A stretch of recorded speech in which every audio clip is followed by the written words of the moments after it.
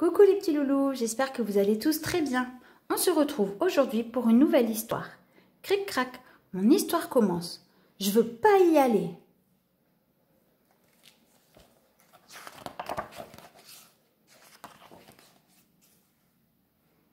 Demain, c'est la rentrée des classes. Pablo a décidé qu'il n'irait pas à l'école. Tu iras, dit maman. Je veux pas y aller, dit Pablo. C'est ce qu'on verra, dit maman. Je suis malade, dit Pablo. Si tu es malade, mon chéri, dit maman avec un sourire moqueur, il faut vite aller te coucher.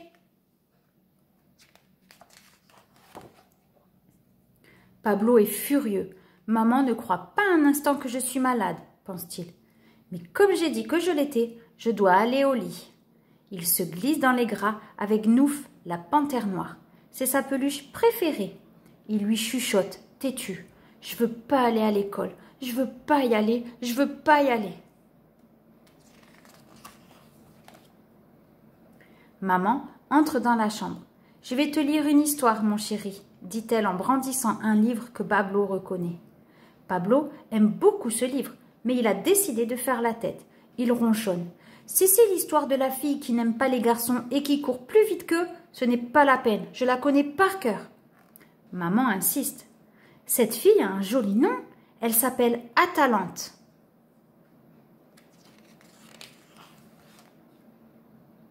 Je sais, dit Pablo. Elle promet d'épouser celui qui la battra à la course. Elle se croit la plus forte, mais un petit malin arrive avec 3 pommes d'or qu'une magicienne lui a données. En courant, il sème les pommes. Atalante perd du temps à les ramasser. Elle arrive deuxième, point final. Ta façon de raconter manque un peu de poésie, dit maman en sortant de la chambre. Elle ajoute, dors à présent. Demain, tu te lèves tôt. Je veux pas y aller, bougonne Pablo. Il bâille. Cette histoire est idiote, dit-il à Gnouf. Les garçons courent plus vite que les filles, et puis c'est tout. Il s'endort.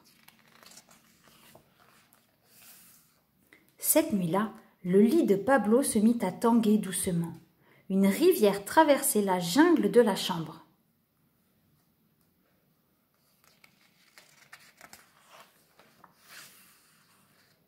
Emporté par le courant, Pablo vogua longtemps.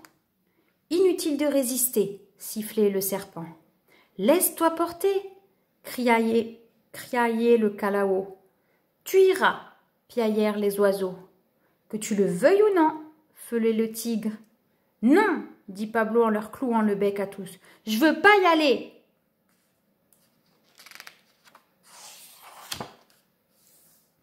Le lit radeau s'échoua sur une plage. Une très jolie princesse de la jungle attendait Pablo. Dès qu'il eut mis un pied sur le sable, elle le provoqua. « On fait la course ?»« D'accord, » dit Pablo. La princesse était ultra rapide, une fusée. Tout en courant, Pablo jeta devant lui l'une après l'autre 3 pommes d'or qui se trouvaient miraculeusement dans son sac. La princesse perdit un temps fou à ramasser ces fruits qui la fascinaient. « Prems !» hurla Pablo en franchissant la ligne d'arrivée. Il avait gagné la course d'un cheveu. Épuisé, Pablo s'endormit.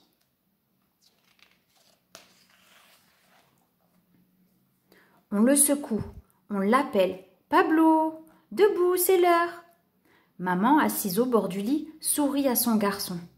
Pablo s'éveille. Ses premiers mots sont « Je veux pas y aller !» Maman se lève exaspérée. Son sourire s'efface. Il n'y a plus aucune gentillesse dans sa voix quand elle dit « Debout et vite !»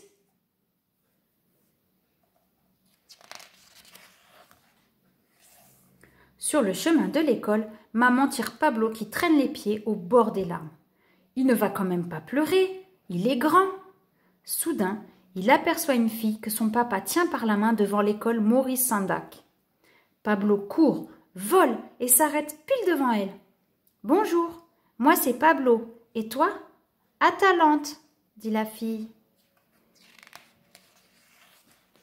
« Joli nom, » dit Pablo. « Je parie que tu es forte à la course. »« C'est vrai, » dit Atalante. « Je bats la plupart des garçons. » Pablo sort une pomme de son sac et l'offre à sa nouvelle amie.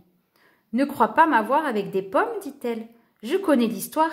Je te battrai à la course avec ou sans pomme. On verra ça à la récréation, dit Pablo. Tu aimes l'école? Demanda Talente. J'adore.